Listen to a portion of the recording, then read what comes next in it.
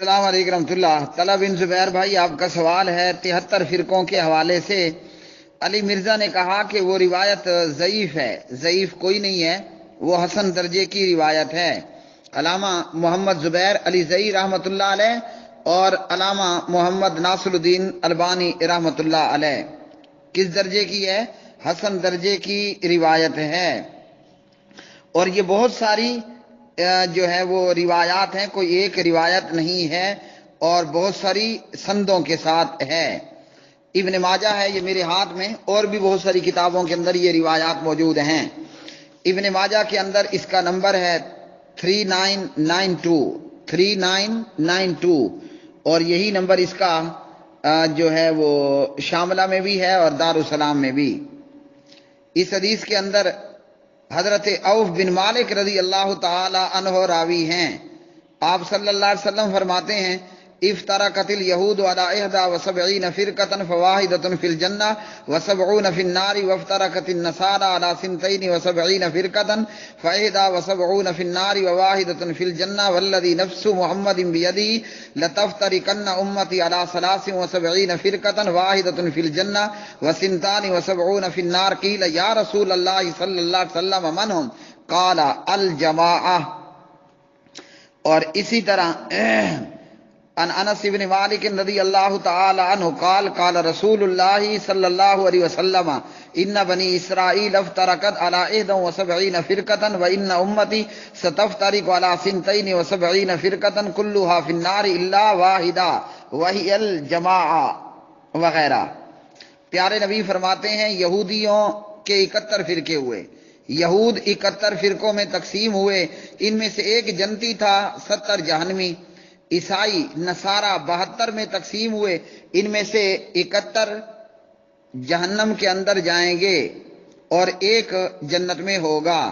اور اس ذات کی قسم جس کے ہاتھ میں میری جان ہے، میری امت ضرور 73 فرقوں میں 73 فرقوں میں بڑھ جائے گی، ایک جنت جائے گا، بقیہ سب جہنم جائیں گے۔ عرض کیا گیا یا رسول اللہ صلی اللہ علیہ وسلم وہ کون لوگ ہیں، یعنی جنت میں جانے والے کون سے لوگ ہیں؟ تو فرمایا کہ وہ الجماع ہے، وہ جماعت ہے۔ وہ کون سی جماعت ہے؟ وہ جماعت جو قرآن و حدیث پر قائم رہے، جو قرآن و حدیث پر قائم رہے۔ اور قرآن و حدیث کیا ہے؟ یہ مسند احمد اور ابن ماجہ ہمیں بتاتی ہے نبی علیہ السلام نے ایک سیدھا خط کھینچا، ایک سیدھی لکیر ماری اور فرمایا ان ھذا صراطی مستقیمہ، یہ ہے میرا سیدھا راستہ۔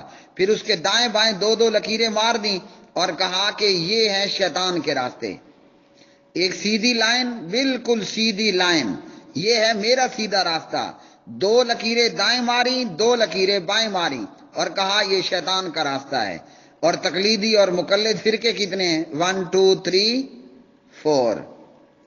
تو اس لیے اور باقی رہ گیا معاملہ شیعوں کا، تو وہ تو ویسے ہی کھڈے لائن ہیں، وہ تو کسی ذکر میں بھی نہیں ہیں، وہ تو کسی گنتی میں بھی نہیں آتے، ان کی تو ویسے ہی خیر چھٹی ہے، اس لیے 5ویں لائن کی ضرورت نہیں پڑی کہ ان کا سرے سے کچھ باقی ہی نہیں رہا۔ اب نبی علیہ الصلوۃ والسلام نے اس حدیث میں قرآن اور حدیث کے مطابق عمل کرنے والوں کے متعلق بتا دیا کہ جو قرآن اور حدیث کے مطابق عمل کرنے والے ہوں گے۔ نام لینے کو سبھی لیتے ہیں، نام لینے کو علی مرزا نے بھی آگے بخاری اور مسلم وغیرہ وغیرہ رکھی ہوتی ہے، لیکن یاد رکھیے یہ نام لینا ہو لوگوں کا، یعنی مثلا مقلدین نے اپنے آپ کو کیا کہا؟ اہل سنت والجماعت، آگے بریکٹ میں لکھتے ہیں الدیوبندیہ، آگے بریکٹ میں لکھتے ہیں البریلویہ۔ اور علی مرزا کا چونکہ آپ نے نام لیا تو میں بتا رہا ہوں، علی مرزا بھی اپنی ویڈیوز کے اندر اپنی ٹیبل پر لوگوں کو دکھاتا ہے یہ بخاری ہے، یہ مسلم ہے، یہ ابو داود ہے، یہ فلاں ہے، یہ فلاں ہے۔ اب یہ کیا ہے؟ یہ کیا ہے؟ یہ مقلدین بھی اپنے آپ کو اہل سنت کہہ رہے ہیں، بریکٹ میں الدیوبندیہ، البریلویہ، الحیاتیہ، المماتیہ، چشتیہ، قادریہ، سور وردیہ، بغیر وردیہ، او لمبے سلسلے ہیں، آپ کو دلی سے پٹنہ پہنچا دیں گے۔ تو یہ ہے کیا؟ اب اس کا جواب یہ ہے کہ اونچی دکان میٹھا پکوان، اونچی دکان میٹھا پکوان۔ کئی لوگوں نے اپنے سائن بورڈ بڑے خوبصورت لگا رکھے ہوتے ہیں آپ جب دکان کا سائن بورڈ دیکھیں گے نا آپ کہیں گے سبحان اللہ کیا ہی کہنے ہیں، لیکن اب اندر جائیں گے مکالا ہوگا، اندر کچھ اور ہوتا ہے باہر کچھ اور ہوتا ہے۔ مزید اس کو سمجھ لیجئے، ہاتھی کے دانت کھانے کے اور دکھانے کے اور، سائن بورڈ کچھ اور ہے، علی مرزا ٹیبل پر رکھے کچھ اور رہا ہے، کر کچھ اور رہا ہے۔ اہل سنت والجماعت کہلوانے والے دیوبندی، البریلوی، الحیاتی، المماتی، چشتیہ، قادریہ، سروردیہ، بغیر وردیہ، نام کچھ اور ہے اندر کچھ اور ہے۔ وہ جیسے آپ نے کئی جگہ دیکھا ہوگا، کئی لوگوں کے ساتھ یہ بھی فراڈ ہو جاتا ہے، یہ ہمارے معاشرے کا، ہماری زندگی کا حصہ ہے۔ جب رشتہ لینے کے لیے گئے لڑکی کوئی اور دکھائی گئی، جب رشتہ لینے جاتے ہیں لڑکی کوئی اور دکھائی گئی، جب دولہا میاں لڑکی کا اپنی دلہن کا گھونگھٹ اٹھاتا ہے اندر کچھ اور ہوتا ہے نا معاشرے میں ایسا، کئی گھروں میں ایسا ہوا، نعوذ باللہ من ذالک۔ لڑکی دیکھی، واہ بھئی ہم نے اپنی بہو تلاش کی ہے، پری پیکر ہے، اور جب دلہا نے اس کا گھونگھٹ اٹھایا وہ چیخ مار کر پرے ہو گیا، اندر تو بھوت ہے۔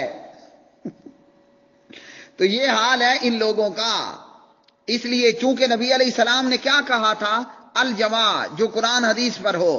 اب مجبوری ہے سائن قرآن حدیث کا لگانا ہے، اور سائن بورڈ اہل سنت والجماعت کا بھی لگانا ہے۔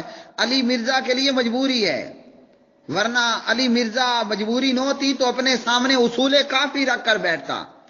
اگر مجبوری نہ ہوتی یہ قرآن و حدیث کا سائن بورڈ لگانے کی، علی مرزا اپنے سامنے خمینی کی کتابیں رکھتا۔ لیکن دھوکہ تو دینا ہے نا، دھوکہ تو دینا ہے، بغیر دھوکے کے تو کام چلنا نہیں ہے۔ وہ جیسے بیوٹی پارلر سے، بلکہ ایک اور آپ کو بات بتاؤں، ایک تو رشتے کے حوالے سے یہ بات بتا دی، بعض دفعہ ایسا ہوتا ہے کہ لوگ جا کر دلہن دیکھ آتے ہیں، بڑی خوبصورت ہے، لیکن اس کو بیوٹی پارلر نے خوبصورت بنایا ہوا ہوتا ہے۔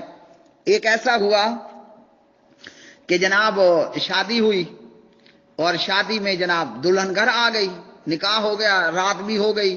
اب جب دلہن رات میں غسل کرنے کے لیے باتھ روم میں گئی، اور جب باتھ روم سے باہر نکلی تو دلہے نے چیخ ماری، ہائے بچاؤ بھوت آ گیا۔ کیوں؟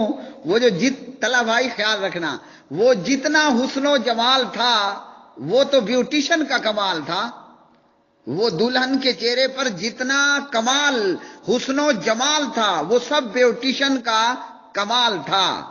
آپ کو پتہ ہے آج کل ویسے دلہے بھی بیوٹی پارلر لے جائے جاتے ہیں، اور دلہنوں کو تو خیر لے جایا ہی جاتا ہے، تو کالی کلٹھی کوڑی ہیں، بد شکل بیوٹی پارلر والے اسے رانجے کی ہیر اور سسی کی پنو کی سسی بنا دیتے ہیں، لیلا مجنو کی لیلا بنا دیتے ہیں، ہے نا؟ تو وہ جب دلہن غسل کر کے باتھ روم سے باہر آئی، اس نے چیخ ماری، آئے یہ بھوت آ گیا، اتنی بد شکل، اتنی کوڑی شکل۔ تو اس لیے یہ دھوکہ دینے کے لیے، یہ میں نے اس لیے ساری تشریح کی ہے، لوگ کہیں گے کہ جناب مقلد بھی تو قرآن حدیث کا نام لیتے ہیں، علی مرزا بھی تو ٹیبل پر بخاری مسلم رکھ کر بیٹھتا ہے۔ یہ مجبوری ہے ان کی، یہ مجبوری ہے ان کی، ورنہ مجبوری نہ ہوتی یہ لوگوں کو کہتے پرے کرو اللہ کے قرآن کو، پرے کرو بخاری کو، پرے کرو مسلم کو۔ ہاں تو کس کو نزدیک کریں؟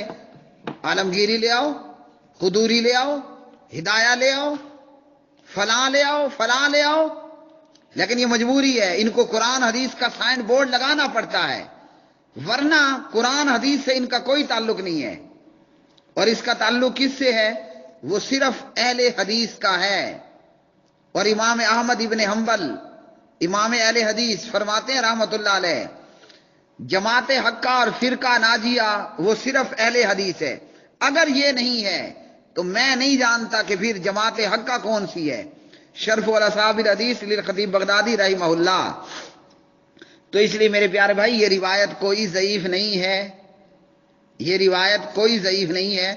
علی مرزا یہ محض جھوٹ بول رہا ہے۔ زبیر علی زئی رحمۃ اللہ علیہ اس روایت کو حسن بتا رہے ہیں، تو اور یہی روایت آگے بہت ساری کتابوں کے اندر موجود ہے۔ یہاں ابن ماجہ کے اندر، بلکہ امام ابن ماجہ پورا ایک باب لائے ہیں، باب افتراقل اممی، امتوں کا فرقوں میں تقسیم ہونے کا بیان۔ اس میں ایک روایت 3991 اور 3992 3993 یہ تینوں ہی روایتیں سندن حسن درجے کی ہیں، اور اس سے یہ ثابت ہوا کہ یہودیوں کے اندر بھی فرقے ہوئے، عیسائیوں کے اندر بھی ہوئے، اور یہ کوئی بڑی بات نہیں ہے۔